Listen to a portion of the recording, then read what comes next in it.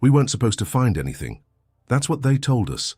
That deep space was just noise, background radiation, echoes from a universe too old and too far to care about us. But on August 14th, 2046, we heard it, a signal, a clear repeating sequence, and it wasn't from Earth, not from the Moon, not even from our galaxy. It came from the Triangulum galaxy, 2.73 million light-years away. I was on shift that night at the Kepler array. My job was basic: monitor the passive channels, log anomalies, filter out background bursts from pulsars or known quasars. It was routine until my headset popped with a tone so sharp it made my jaw clench. 3 pulses, then silence, then 3 more. Over and over. At first, I thought it was equipment failure, maybe feedback, maybe solar interference, but then the pattern changed. The pauses between the pulses started counting. It hit me like ice in my veins. Pi. The digits of pi encoded in signal bursts, and then it stopped. Recorded everything. Marked the origin coordinates. Ran spectral analysis. The signal wasn't natural. It wasn't a star. It wasn't radiation. It was structured, intelligent. When I brought it to my supervisor the next morning, his face went pale. He didn't ask questions, didn't try to disprove it. He just made a call.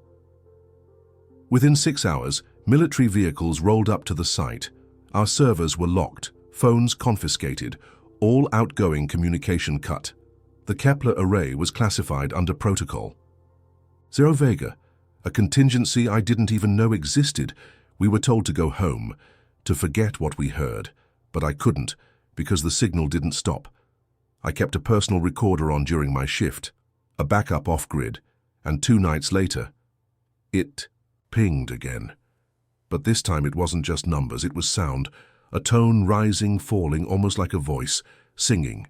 Not music, not language, something else, something that didn't belong in this universe, but was trying to reach into it.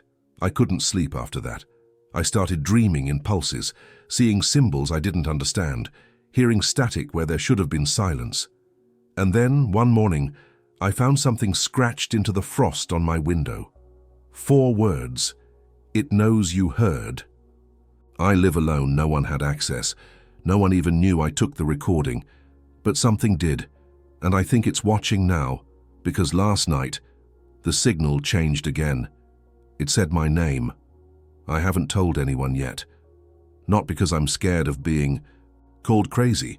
That ship sailed the moment I heard my name in a transmission from another galaxy. No, I'm quiet because deep down I think if I speak it out loud, it'll become real.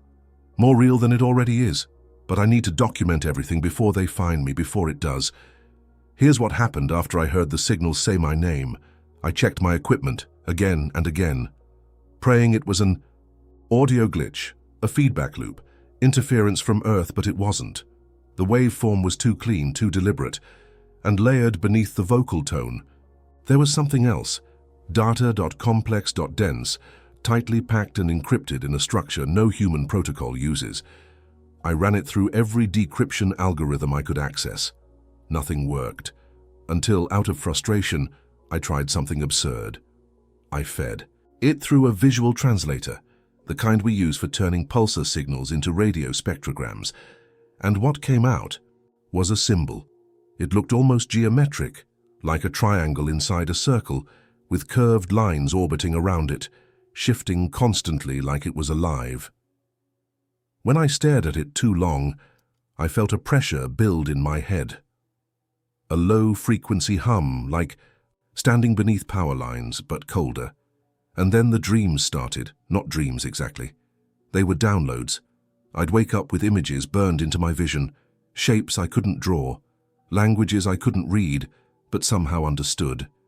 Schematics, maps, instructions. 1. Diagram showed our solar system, but wrong. The planets were distorted, pulled inward, as if something massive was entering the system. I cross-referenced the data from the original signal coordinates, and that's when the panic really hit me, because the signal wasn't stationary, was moving, not just moving, accelerating, trajectory locked, directly toward us. At its current velocity, it would reach our edge of the galaxy in just under 3 years. I tried to warn my old team at Kepler, but their phones were dead, their numbers disconnected. I drove to the site myself, and when I got there, it was gone. The entire facility, erased.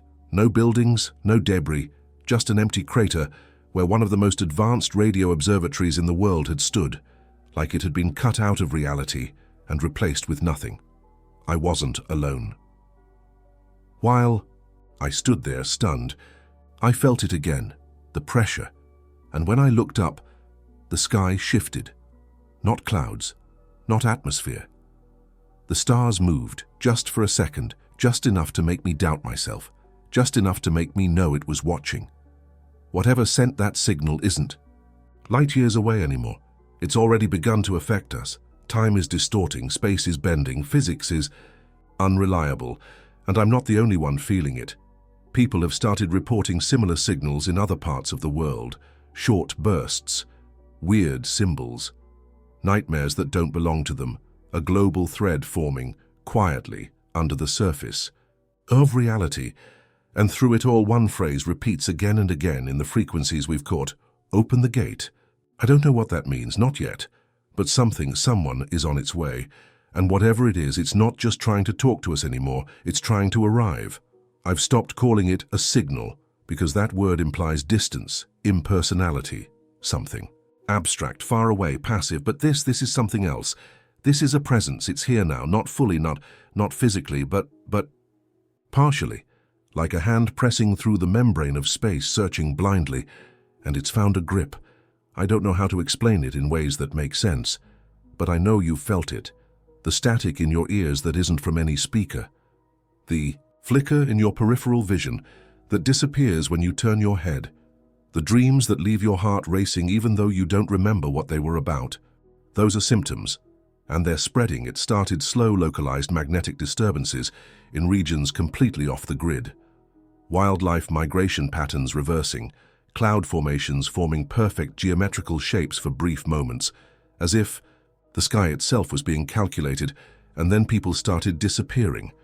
Not in crowds, not dramatically, quietly. Schoolteacher in Kansas who left her class mid-lesson and walked into the woods never to be seen again. A pilot who landed safely, turned off his engine, and was gone before the ground crew reached the door. Surveillance footage showing people fading, not running, not panicking, just dissolving, like they were never there. Authorities blame mental illness, climate stress, the usual cocktail of denial, but we know better. Some of us have started tracking it. Underground channels, hidden forums, encrypted chatter. People like me. People who heard the first version of the signal. People who were marked. Because that's what I think it is now, a mark. Once you hear it, once your mind grasps it even a little, something gets inside, not a parasite, not an idea. A code, a living algorithm. It doesn't infect your body. It infects your perception, changes how you interpret the world. It doesn't rewrite reality, it rewrites you. And once that process begins, there's no going back. You start to see it everywhere, not just in the sky, in numbers, in light, in the faces of strangers who look just a little too smooth, too symmetrical, like they were rendered, not born. I tried to isolate myself. I thought if I left the city, if I went far enough off-grid, I could escape it. But the further I ran, the more it followed, because it doesn't need wires. It doesn't need devices. It spreads through observation, through awareness, like a thought virus wrapped in frequency, carried not by sound, but by pattern. It's ancient, alien, uncontainable, and I think it's been here before. In fragments, in myths, in symbols, in whispers passed down through generations like warnings we forgot how to interpret. Now the messages are growing clearer. They show up on radar sweeps, in bursts of radiation from the upper atmosphere, even on printed receipts, digital clocks, vending machines, places where randomness should rule. But the numbers repeat. The geometry aligns. Everywhere, the same phrase. Surfaces, the gate is opening. I don't know what the gate is. A location, a moment in time, a dimensional threshold. All I know is it's not a metaphor. It's literal. And it's not going to be opened by force.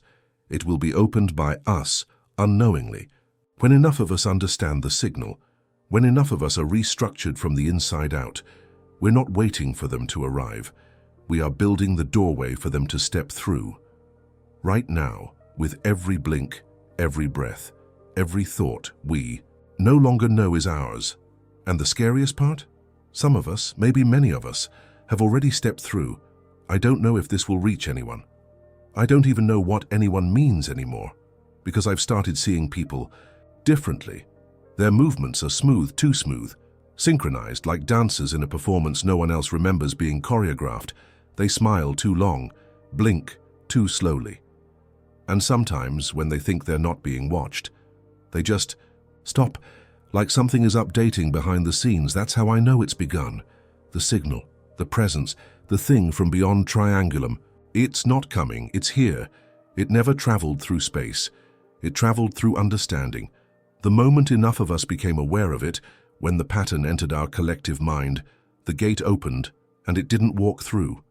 It bled through, like water through cracks in a dam.